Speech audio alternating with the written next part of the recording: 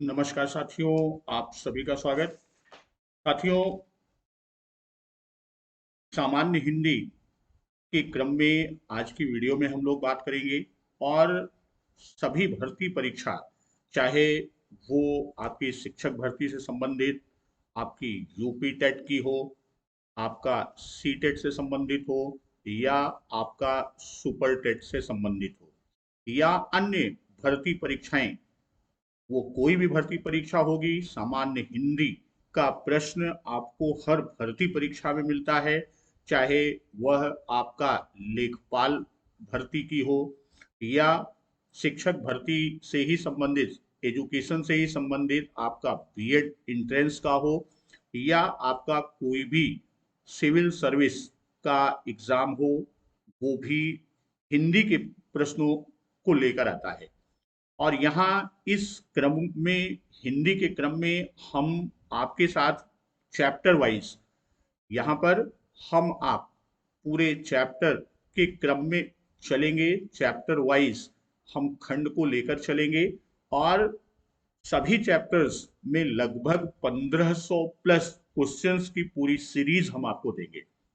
तो आज पहले चैप्टर पर हम लोग चल रहे हैं। पहला चैप्टर हम लोगों का वह वर्ण या ध्वनि, या कहीं पर चैप्टर में ये आपको वर्णमाला के नाम से भी पहला चैप्टर मिलता है।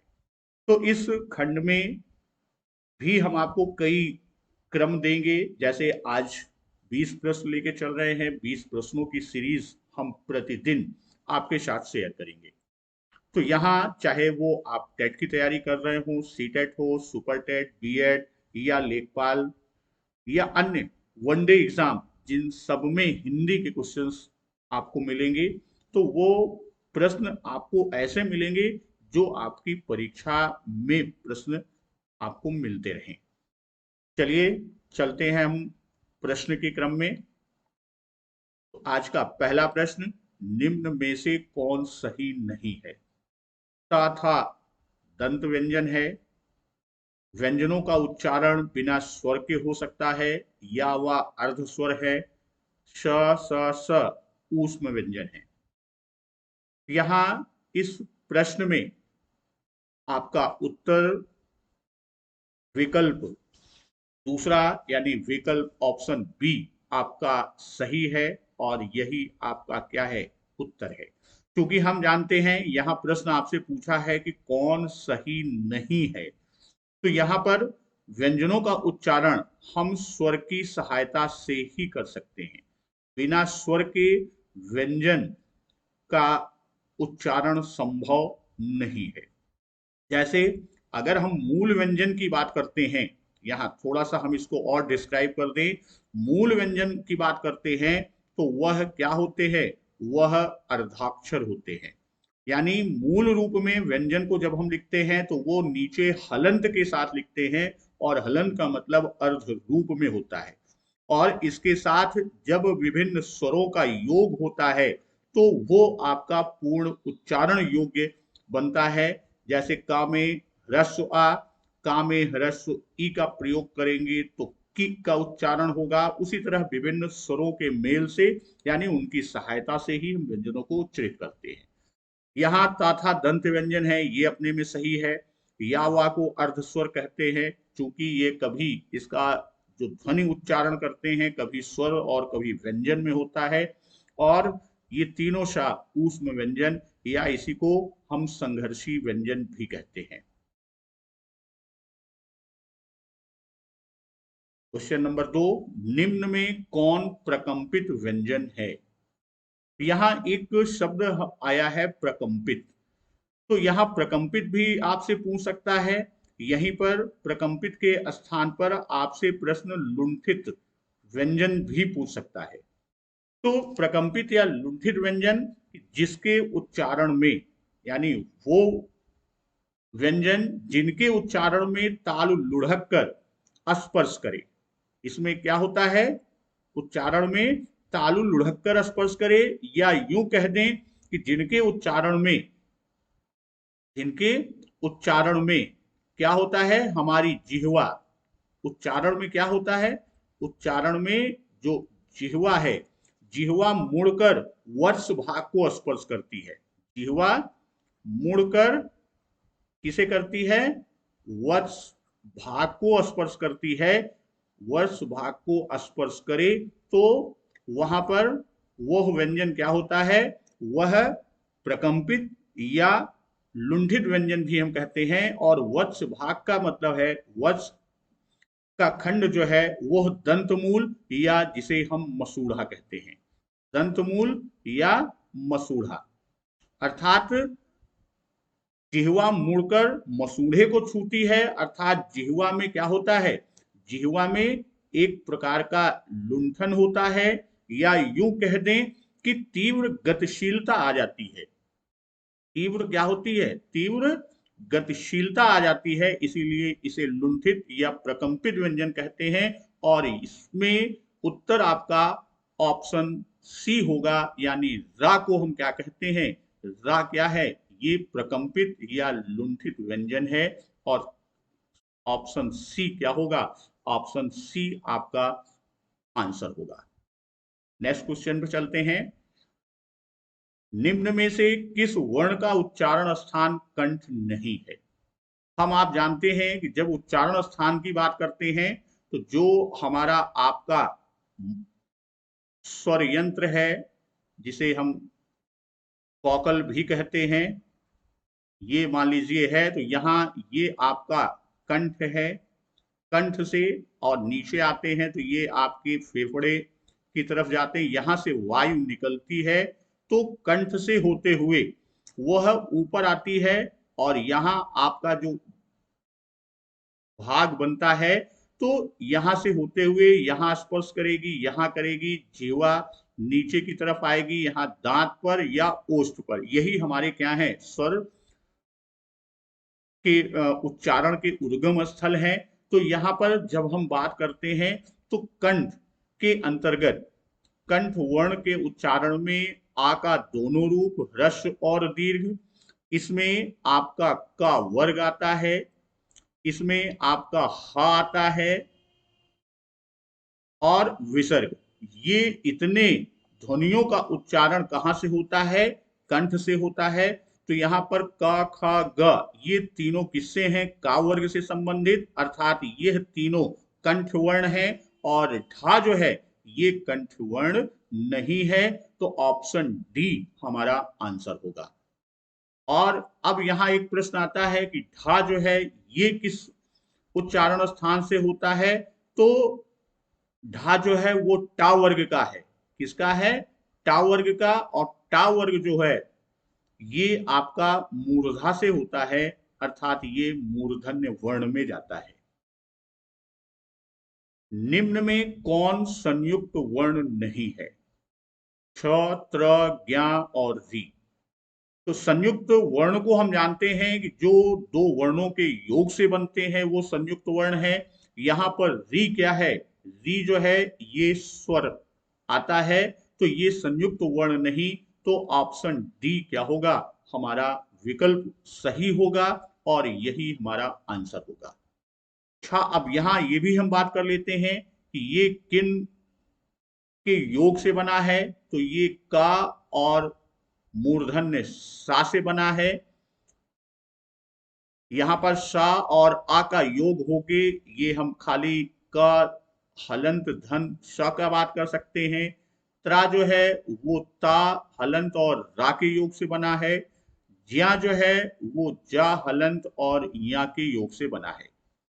और एक संयुक्त वर्ण में आता है श्रा, ये श तालव्य श और रा के योग से मिलकर बना है। चलते हैं क्वेश्चन नंबर 5 की ओर। निम्न में कौन सही है? ड ढ को वर्णमाला में स्थान प्राप्त है। पहला और तीसरा वर्ण महाप्राण होता है। च छ ज झ स्पर्श संघर्षी हैं। या रा लावा ऊष्म वर्ण है। तो यहां पर पूछ रहा है कौन सही है। तो जब हम प्रयत्न के आधार पर बात करते हैं, ये प्रयत्न के आधार पर हम वर्णों का विभाजन करते हैं। तो च छ ज ये झ क्या है, ये स्पर्श संघर्षी है। तो यहाँ ऑप्शन सी हमारा आंसर होगा। ये विकल्प क्या है, ये विकल्प सही है। निम्नलिखित में से कौन सही शब्द है? परीक्षा, परीक्षा, परीक्षा, परीक्षा। तो यहां पर सही शब्द का चयन करना है वर्तनी की दृष्टि से। तो यहां पर ऑप्शन बी सही विकल्प है और यही क्या होगा, यही आपका आंसर होगा। परीक्षा सही शब्द है, बाकी शब्द आपके वर्तनी दोष हैं। आइए चलते हैं, पढ़ते हैं क्वेश्चन नंबर 7 की तरफ। निम्न में से कौन सत्य है? यहां एक चीज ध्यान आप रखिएगा हमेशा कि कौन सत्य है, और बीच में कभी कभी यहां लिख देता है सत्य नहीं। यहां पर अक्सर सामान्य रूप से साथियों, आप सभी से तो नहीं लेकिन ये ज्यादातर लोगों से ये त्रुटियां हो जाती है। यहाँ ये विशेष ध्यान रखना है, प्रश्न को बहुत ही अटेंटिव होकर यानी ध्यान देकर प्रश्न को पढ़ना है, और कि वो पूछ क्या रहा है कि कौन सत्य है। अब ये देखना है कि स्वर का उच्चारण स्वतंत्र रूप में होता है। ऑप्शन बी, व्यंजन हमेशा स्वतंत्र रूप में उच्चारित होते हैं। अनुस्वार तथा विसर्ग हिंदी में प्रयुक्त नहीं होते। व्यंजन दो प्रकार के होते हैं, ह्रस्व और दीर्घ। तो इसमें पहला ऑप्शन जो है वह सत्य है, स्वर का उच्चारण स्वतंत्र रूप में होता है, यही आपका आंसर है। अब बाकी विकल्प पर भी हम ध्यान दे दें, बाकी जो ऑप्शन दिए गए हैं, व्यंजन हमेशा स्वतंत्र रूप में उच्चारित होता है, यह गलत। क्यों? क्योंकि व्यंजन जो है वो कैसे उच्चारित होता है? व्यंजन स्वर की सहायता से, अभी पहले प्रश्न में हम लोगों ने इसका व्याख्या देखा था कि स्वर की सहायता से ये उच्चारित होते हैं। अनुस्वार और विसर्ग हिंदी में प्रयुक्त नहीं होते, यह ऑप्शन भी गलत है। क्यों? क्योंकि अनुस्वार जिसे हम आप कहते हैं वो अंग हिंदी में प्रयुक्त है, और विसर्ग अह ये भी हिंदी में प्रयुक्त है, और इन दोनों को हिंदी में अयोग वाह कहा जाता है। और चौथा विकल्प, व्यंजन दो प्रकार के होते हैं, ये गलत, क्योंकि ह्रस्व और दीर्घ जो प्रकार हैं वो स्वर के प्रकार हैं, ह्रस्व स्वर और दीर्घ स्वर। इनमें से ऊष्म ध्वनि कौन नहीं है? च, स, स, छ। तो ऊष्म ध्वनि में हम जानते हैं कि ऊष्म ध्वनि में चार ध्वनियां होती हैं, जिसमें आपका तीनों सा होता है और हा। तो यहां पर ये तीनों सा दिया हुआ है, यानी ये भी ऊष्म है, ये भी ऊष्म है, ऑप्शन सी भी ऊष्म है। लेकिन डी जो है ये वर्गीय वर्ण चा, ये किसका है? ये चा वर्ग का वर्ण है, चा छा जा झा। तो ये विकल्प गलत है, और ऑप्शन डी ही प्रश्न के अनुसार हमारा आंसर होगा। चल चलिए आगे चलते हैं क्वेश्चन नंबर 9 की ओर। अनुतान का संबंध है उच्चारण के समय से, उच्चारण के उतार चढ़ाव से, उच्चारण में निकली वायु से, या उच्चारण के कंपन से। तो यहां उच्चारण के समय से यह विकल्प सही नहीं है। उच्चारण के उतार चढ़ाव से, तो अनुतान उच्चारण के उतार चढ़ाव से संबंधित है, ऑप्शन बी आपका आंसर होगा। और उच्चारण में निकली वायु, उच्चारण में निकली वायु के आधार पर हम विभाजन करते हैं किसका? अल्प प्राण और महाप्राण का। वहीं उच्चारण में कंपन, या हम कह दें कि नाद के आधार पर, तो आपका अघोष और सघोष, अघोष और सघोष वर्ण के रूप में आपका विभाजन होता है। तो यहाँ दूसरा विकल्प हमारा क्या है? अब यहाँ अनुतान के बारे में थोड़ा सा और हम आपको बता दें कि किसी भाव को व्यक्त करने, अनुतान की बात हम करते हैं कि किसी भाव, हमारे आपके मन में जो भाव आता है उसको व्यक्त करने के लिए, किसी भाव को व्यक्त करने में ध्वनियां क्या होती हैं?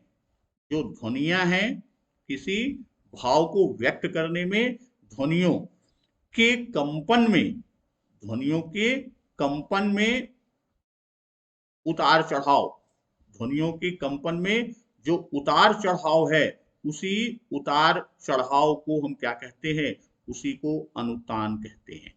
और यहां बता दें, जैसे हम बात करते हैं किसकी, हम हर्ष की बात करें, शोक की बात करें, आश्चर्य की बात करें, घृणा की बात करें, आदि में अनुतान की आवश्यकता होती है। इनमें अनुतान की आवश्यकता होती है।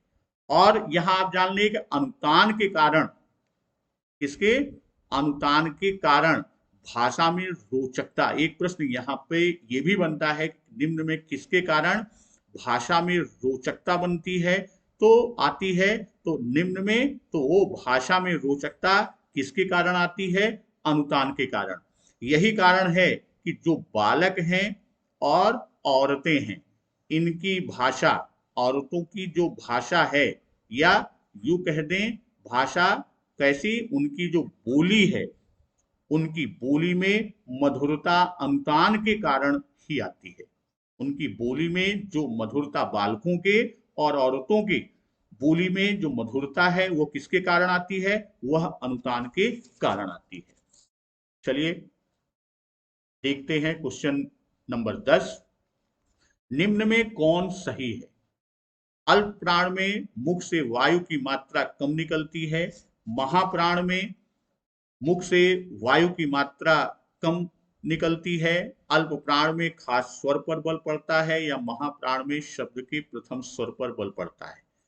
तो यहाँ अल्प प्राण में मुख से वायु की मात्रा कम निकलती है, यह विकल्प आपका आंसर बनेगा, यानी ऑप्शन ए आपका आंसर होगा कि अल्प प्राण में वायु कम निकलती है। भारतीय दर्शन में वायु को प्राण कहा गया है। वायु को क्या कहा गया है, प्राण। और इसी के आधार पर व्यंजनों का या स्वरों या यूं कह दे वर्णों का विभाजन दो क्रम में हुआ है, एक अल्प प्राण और दूसरा महाप्राण। अल्प प्राण में वायु की मात्रा कम या अल्प, जिससे कहा गया अल्प प्राण, और महाप्राण में वायु की मात्रा अधिक होती है, इसलिए इसे महाप्राण। यहां ये भी बता दें, अल्प प्राण में सभी स्वर आते हैं, अल्प प्राण में सभी स्वर, और वर्गीय व्यंजन यानी वर्ग का पहला, तीसरा और पांचवा वर्ण, फिर आपका अनुस्वार और अंतस्थ, ये आपके जो है इतने ध्वनियां आपके अल्प प्राण में आती हैं। और महाप्राण की बात करेंगे तो स्वर सभी जब अल्प प्राण में हो गए, महाप्राण में कोई स्वर नहीं, वर्ग का दूसरा और चौथा वर्ण, उसी तरह अनुस्वार है तो इसमें आपका विसर्ग होगा, और यहाँ अंतस्थ है तो इसमें ऊष्म व्यंजन, तो ये आपके महाप्राण के अंतर्गत आते हैं। आपका प्रश्न आ गया, निम्न में कौन महाप्राण नहीं है, श, स, ख, प। अब अभी महाप्राण की बात हमने किया था, महाप्राण में कौन कौन से वर्ण आते हैं, वर्गीय वर्ण में वर्ग का दूसरा और चौथा वर्ण। तो यहां पर आप देखिए का, ख, ये आपका दूसरा वर्ण है, फिर उसके बाद आपका ऊष्मीय वर्ण आता है, तो इसमें दोनों सा ऊष्मीय है, और पा क्या है, ये आपका वर्ग का प्रथम वर्ण है, जिसके कारण ये क्या है, ये अल्प प्राण है, अर्थात महाप्राण नहीं। तो ऑप्शन डी आपका आंसर बनेगा कि पा महाप्राण नहीं है। निम्न में से कौन एक अल्प प्राण ध्वनि है, तो अल्प प्राण ध्वनि कौन एक है। अल्प प्राण में हम लोगों ने देखा था कि सभी स्वर आते हैं, पुनः एक बार इसकी चर्चा कर लेते हैं, कंठस्थ हो जाएगा, सभी स्वर अल्प प्राण में आते हैं, वर्ग का पहला, तीसरा और पांचवा वर्ण आता है। अब यहां पर आप देखेंगे तो का पहला वर्ण है, तो ऑप्शन ए हमारा आंसर बनेगा। इसके साथ साथ इसमें और कौन कौन आता है, इसमें अनुस्वार आएगा अर्थात अंग आएगा, और अंतस्थ आपका चारों व्यंजन आपके अल्प प्राण में जाते हैं। क्वेश्चन नंबर 13, निम्न में से किस युग्म को अर्धस्वर कहा जाता है? तो या वा को अर्धस्वर कहा गया है। आपका आंसर ए होगा, ऑप्शन ए, या वा युग्म को क्या कहा जाता है? अर्धस्वर कहा जाता है। क्यों अर्धस्वर कहा जाता है? क्योंकि इनका उच्चारण यानी इनका ध्वनि जो है वह कभी स्वर और कभी व्यंजन के रूप में होता है, इसीलिए इसे अर्धस्वर की बात हम करते हैं। आइए देख रहे हैं 14वां प्रश्न, कौन सा वर्ण ओष्ठ नहीं है? तो ओष्ठ वर्ण के अंतर्गत कौन कौन से आते हैं? ओष्ठ के अंतर्गत ऊ का दोनों रूप, ह्रस्व और दीर्घ, और तथा पा वर्ग, ये आपका ओष्ठ के अंतर्गत आते हैं। ओष्ठ में तो अब यहां पर देखिए, तो पा वर्ग में है, बा वर्ग में है, पा वर्ग में मा, यानी ये तीनों पा वर्ग में है, जबकि ना जो है वो ता वर्ग का है। ना किसमें है? ये ता वर्ग का है। और ता वर्ग का वर्ण क्या होता है?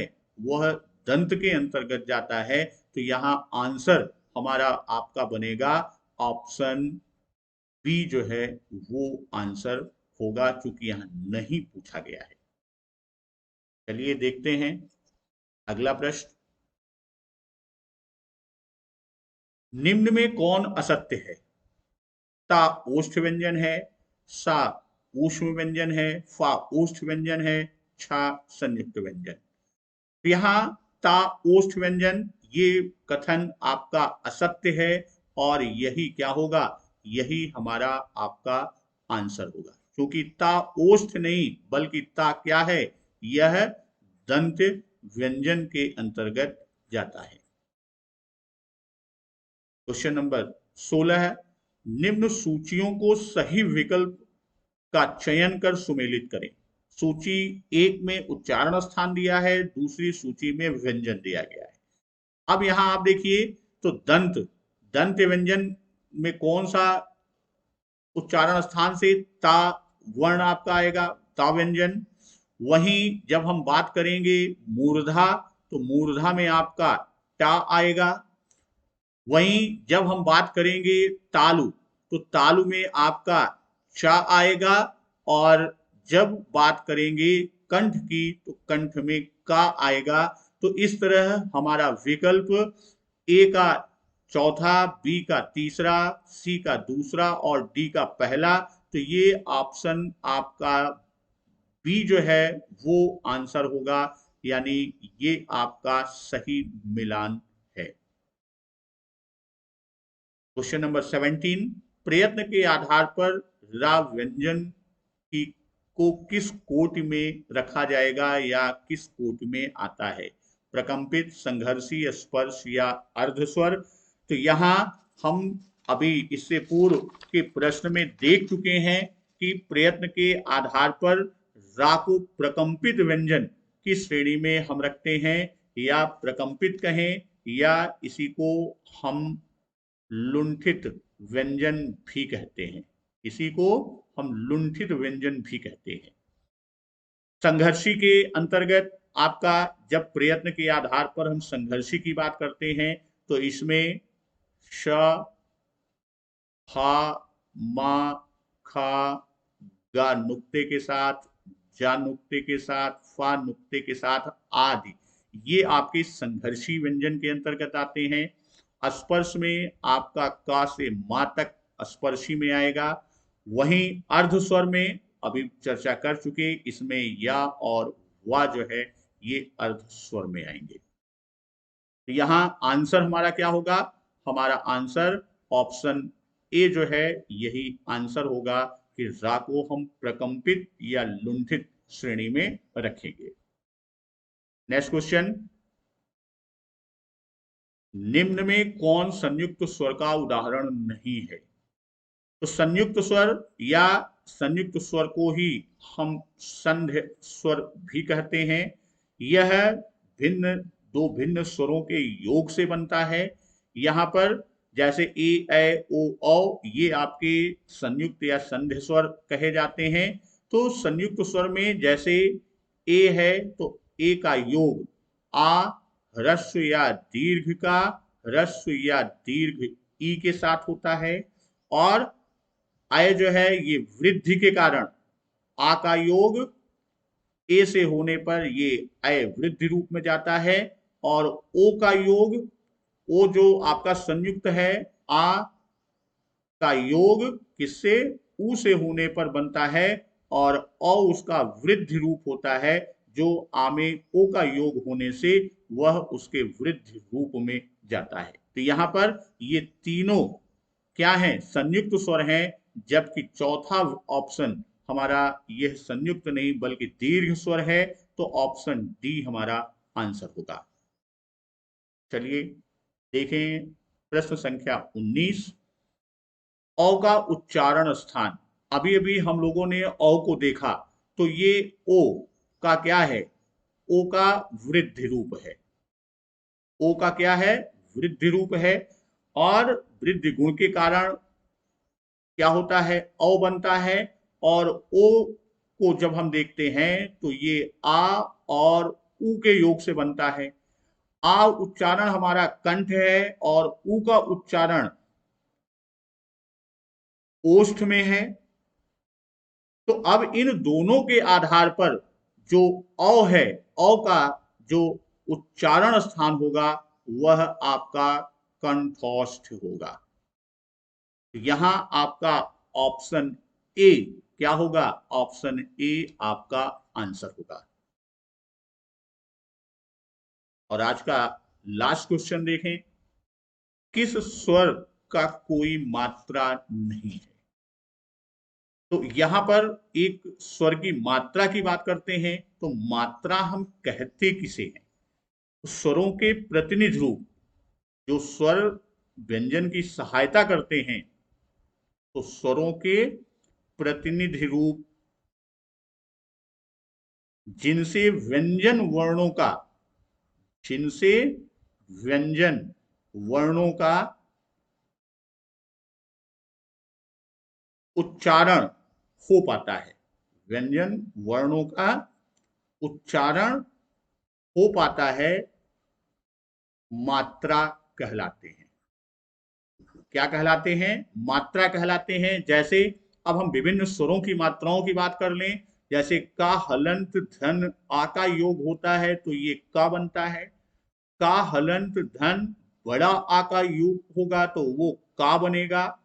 का हलंत धन ई का योग होगा तो की बनेगा। तो यहां हम देखते हैं कि इसकी मात्रा इस तरह से है, का की मात्रा, लेकिन का और ह्रस्व स्वर का जब योग होता है तो उसमें कोई मात्रा नहीं होती, बल्कि वह उसी व्यंजन के साथ समाहित होता है। तो यहाँ आपका ऑप्शन ए जो है वो आपका आंसर बनेगा, यानी ह्रस्व आ। तो साथियों, हिंदी सीरीज के क्रम में जैसा हमने पूर्व में बताया कि हम चैप्टर वाइज क्वेश्चन बैंक आपके साथ लेकर चलेंगे, और आपको 1500 से ऊपर के प्रश्नों को हम आपको देंगे।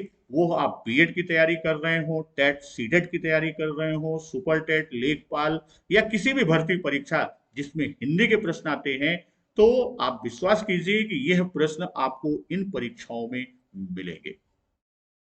नमस्कार, वंदे मातरम।